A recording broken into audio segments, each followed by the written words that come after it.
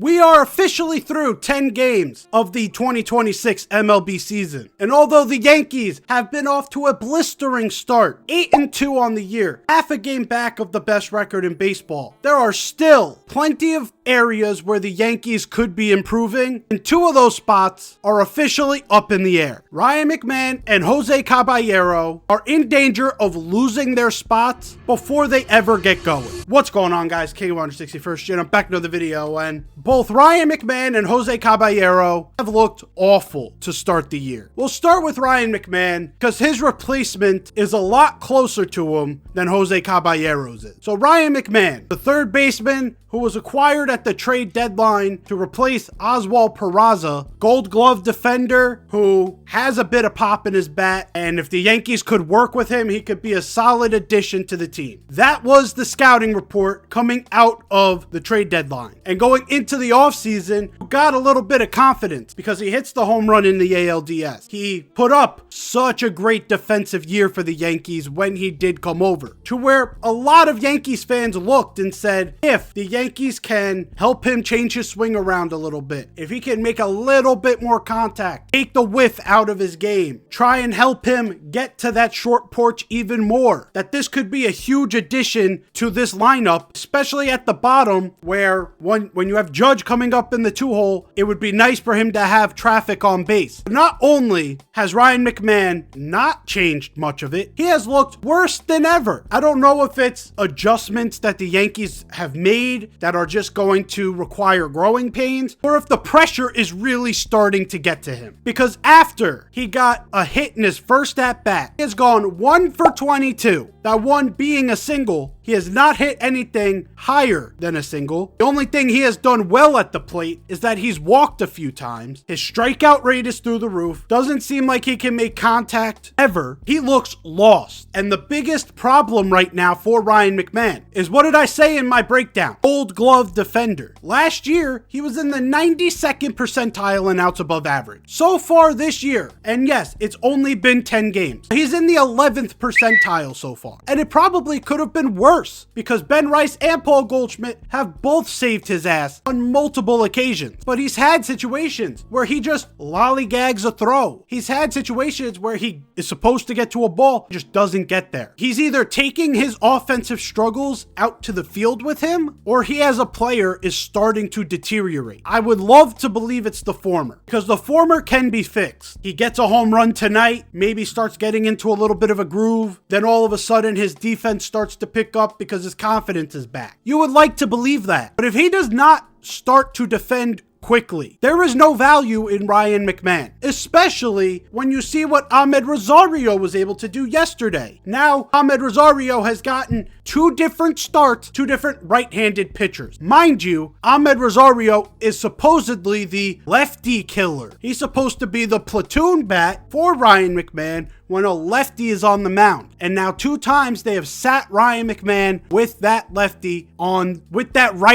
on the mound. And Amed Rosario has not looked bad. Of course, when you look at Amed Rosario, he is not the most aesthetically pleasing player to watch. He's got a weird swing where he starts opened up, and then when he starts his swing, he stays opened up. His back leg likes to scissor. He kind of just whips his bat around. It looks like he uses a ton of arm, and it works against lefties, especially lefties with great spin, because he has a swing so conducive to a ball coming into him. He's kind of giving up on the away pitches, but if a ball comes middle in or further, that ball could do what it did last night. Mark Leiter learned that lesson. But again, Amed Rosario is best utilized in a platoon situation because he's also not the best defender in the world. But until the Yankees can figure out a different option there, Amed Rosario might be the best option to take over that role for the foreseeable future. Doesn't look like George Lombard is very close to coming up, even though he's had an amazing start in Double-A. Struggled a little bit last year. I don't think the Yankees want to call up one of their youngest guys immediately, especially with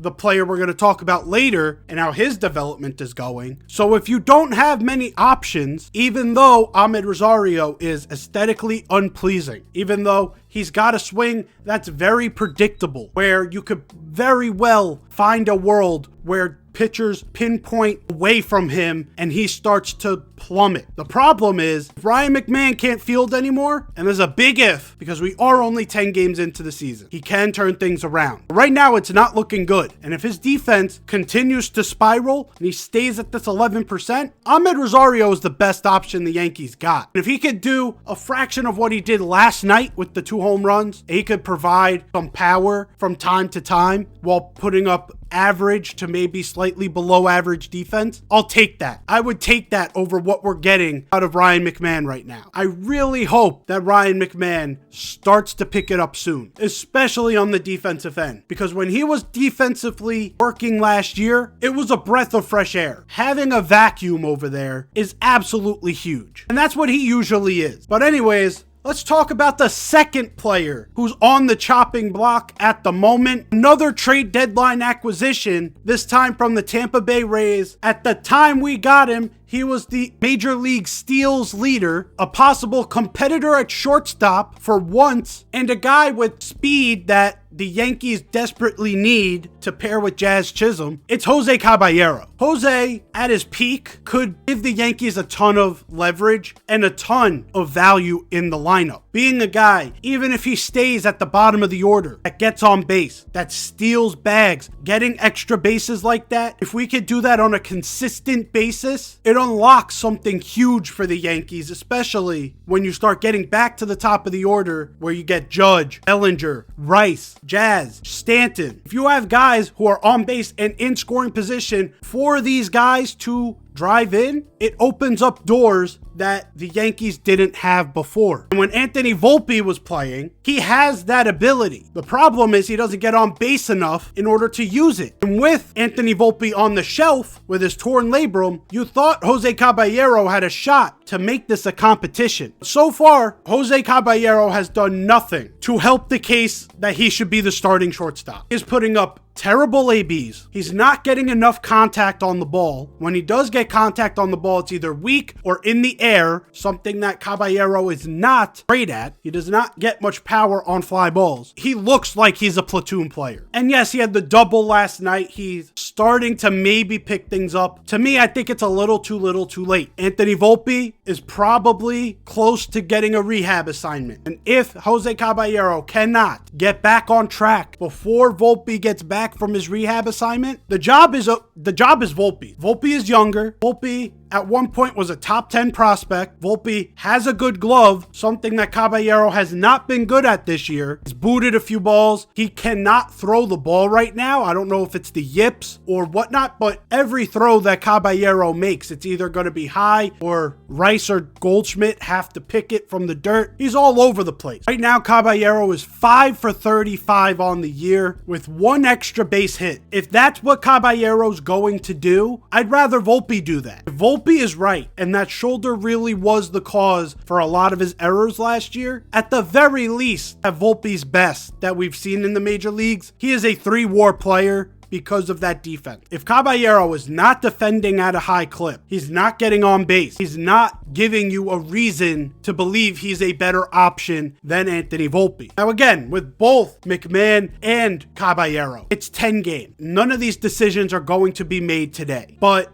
both of these guys right now are on the chopping block, especially for a guy like Ryan McMahon, who's on a pretty valuable contract that the Yankees may want to move off at some point. If he doesn't start to pick it up, this trade deadline could look very bleak for a guy like Ryan McMahon. And for Jose Caballero, this was a time for him to try and earn that shortstop spot. This was a time for him to show the Yankees that he should be the staple, that they should give up on the kid. But they're giving the Yankees even more reasons to keep believing in Anthony Volpe. But what do you guys think? Do you think that Caballero or Ryan McMahon will be benched or worse this season? Do you think the Yankees are going to give them ample opportunity to earn themselves their spots? Let me know down below. Like the video if you enjoyed, subscribe if you're new. I've been off for 10 days. I'm one of the worst content creators you could get. 10 days is unacceptable. My apologies, but we will be back in a few days with a special piece of content. Don't want to miss that. But until next time,